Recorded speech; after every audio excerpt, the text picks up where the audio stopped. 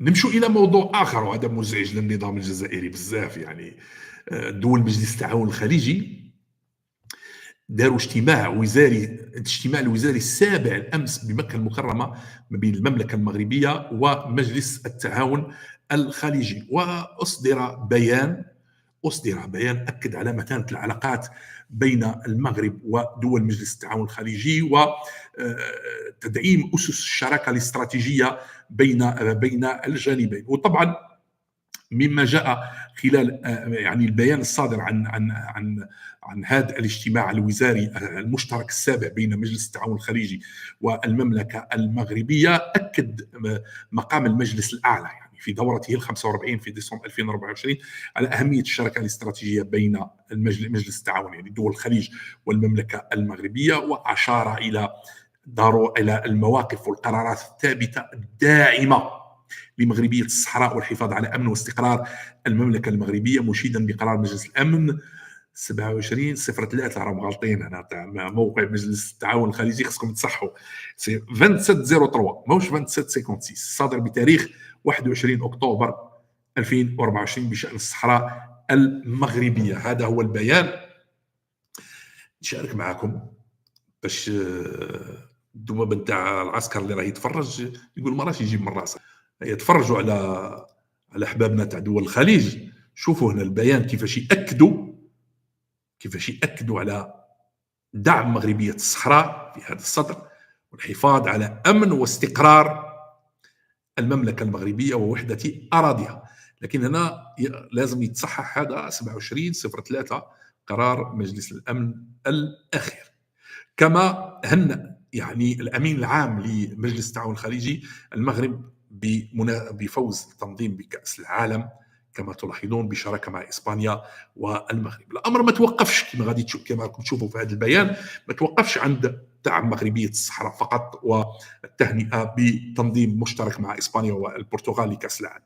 هنا هذه فقره في غايه الاهميه. كما ثمن معاليه أي الأمين العام لمجلس التعاون الخليجي الإصلاحات التي يقودها جلالة الملك محمد السادس في جميع المجالات الاقتصادية والسياسية والاجتماعية، ومشيدين بذات السياق بالمبادرات الملكية التي أطلقها المغرب، على رأسها المبادرة الملكية الهادفة إلى تمكين دول الساحل من ولوج الأطلسي. يعني هنا دول مجلس التعاون الخليجي تعلن رسميا دعمها لمبادرة المغرب الهادفة إلى تمكين دول الساحل من ولوج الأطلسي ومسلسل الدول الإفريقية المطلة على الأطلسي، بالإضافة إلى مشروع خط أنابيب الغاز نيجيريا المغرب. كما نعلن عن تمنياتنا للمملكة المغربية بالتوفيق في ترشيحها لعضوية مجلس الأمن لمنظمة الأمم المتحدة لفترة 2028-2029،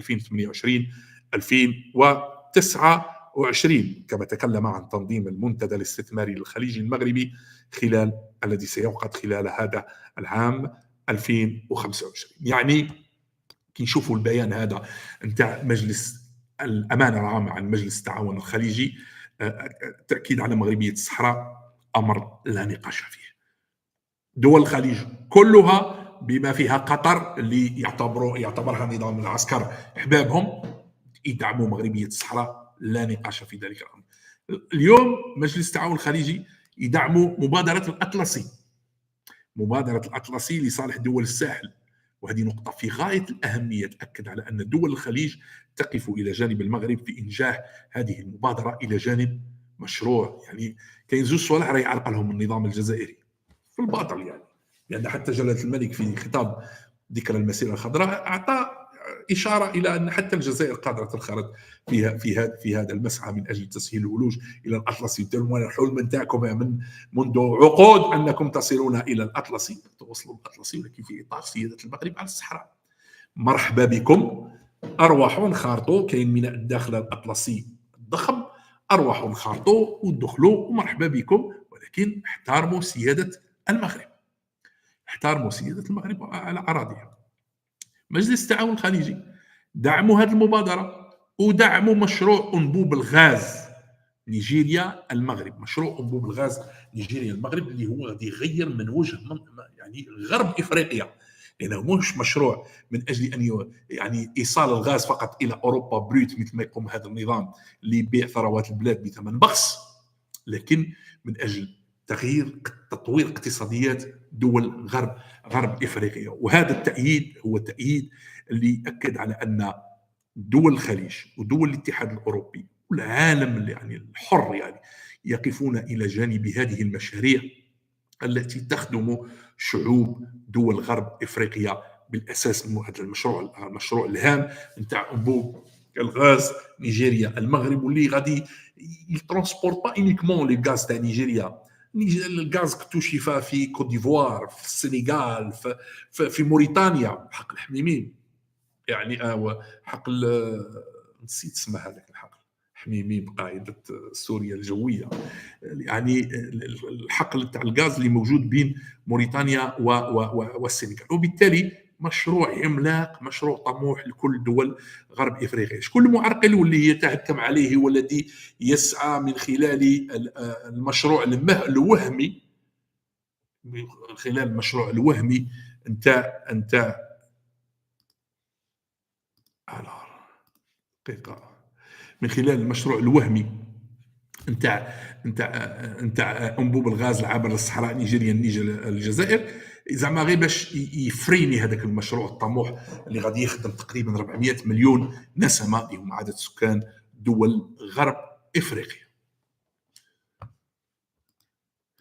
ونشارك، وكان وزير الخارجيه المغربي كان القى كلمه يعني اثناء الاجتماع الوزاري مع دول مجلس التعاون الخليجي، واكد على ان الشراكه الاستراتيجيه بين المغرب ودول مجلس التعاون الخليجي قائمه على تبادل المنافع الاقتصاديه حتى تكون اكثر رسوخا، ودعا الى تشجيع رجال الاعمال والمستثمرين بين الجانبين لنسج علاقات قويه فيما بينهم، مرحبا بعقد المنتدى المغربي الخليجي للاستثمار في يعني الاستثمار قريبا.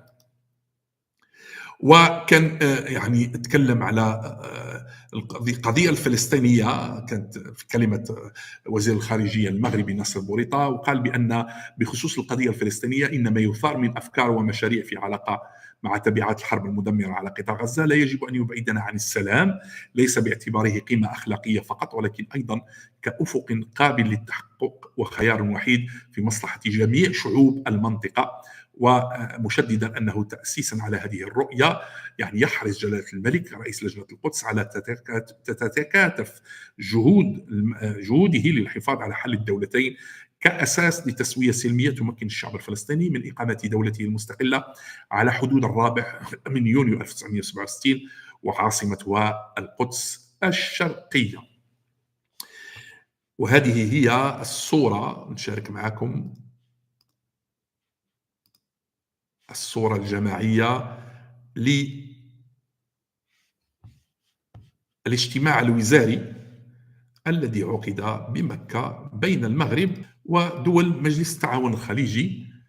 اجتماع أمس، الاجتماع كما تقرؤون الوزاري المشترك السابع لأصحاب السمو والمعالي والسعادة وزراء خارجية دول مجلس التعاون مع وزير الخارجية المغربي. يعني تشوفوا حتى وزير خارجية قطر راه مشارك، اللي النظام العسكري يعتبر أن قطر زعما علاقته خاصة معها، لكن قطر تعترف طبعا بمغربية الصحراء ولها علاقات ممتازة مع المغرب. وهذا اجتماع نتاع حلفاء، هذا اجتماع نتاع دول حليفة لبعضها البعض. وحنا يعني ندعموا كل ما هي منشأ لم شمل الاشقاء، يعني مليح المغرب مع دول الخليج. يعني احنا يا ريت الجزائر، يعني حتى الجزائر يكون عندها دير اجتماع مع دول مجلس التعاون الخليجي، ونطوروا ونتصالحوا مع اخوتنا المغاربه ونخدموا من اجل صالح المنطقه ومن اجل شعوب المنطقه، على خاطر المنطقه نتاعنا ماهيش اقل من دول منطقه الخليج اللي مواطنينها عايشين في الرفاهيه.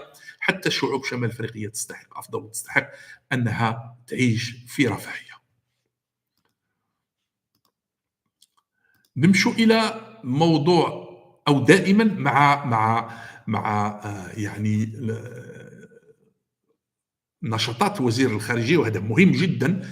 وزير الخارجيه المغربي اثناء اجتماع مكه المكرمه، لاحظ الصوره هذه خاصه بلقائه بشكل رسمي مع وزير خارجيه سوريا مثل ما تلاحظوا في هذه الصورة، لأن حتى سوريا دار معها دول مجلس التعاون الخليجي اجتماع وزاري، وهنا أكد المغرب من خلال بيان صادر عن الخارجية المغربية عن وقوف المغرب إلى جانب سوريا. وطبعا المغرب وقف مع ثورة الشعب السوري، وكان جلالة الملك الزعيم العربي اللي زار مخيم الزعتري بالأردن وأعلن عن تضامنه منذ 2012 تضامنه مع الشعب السوري. هذه الصورة عن لقاءي وزيري خارجية سوريا والمغرب مثل ما تلاحظون. وكما قلت لكم أن المغرب دعم أو يؤيد أو يقف إلى جانب سوريا ويدعم وحدتها وسيادتها على جميع أراضيها. ونتمنى أن يعني تتوقف ما التطورات الأخيرة الدراماتيكية اللي عاشتها سوريا. نتمنى أن يعني يتم بسط يعني تحكم في الأمور الإدارة الجديدة السورية، وأن يتوقف حمام الدم في أقرب وقت، لأن طبعا هم حابينش النجاح لهذه السلطة الجديدة التي انتصرت يوم 8 ديسمبر ثورة الشعب السوري، اللي نتمناه أنه تدار الأمور بحكمة وبحزم في نفس الوقت، وضمان أمن واستقرار السوريين. يا رب يرحم ينزل الرحمة على بلاد الشام وتستتب الأمور فيها، خصوصا أن نظام طهران، النظام الخبيث، نظام الملالي، ما راحش حاب تستقر الأمور، وبقايا نظام الأسد راح تلملم في روحها. لكن أعتقد أن الحال يعني حكام دمشق، حكام سوريا الجدد قادرون على حسم الأمور لصالح الشعب السوري وبسط السيطرة وتحقيق السلام والاستقرار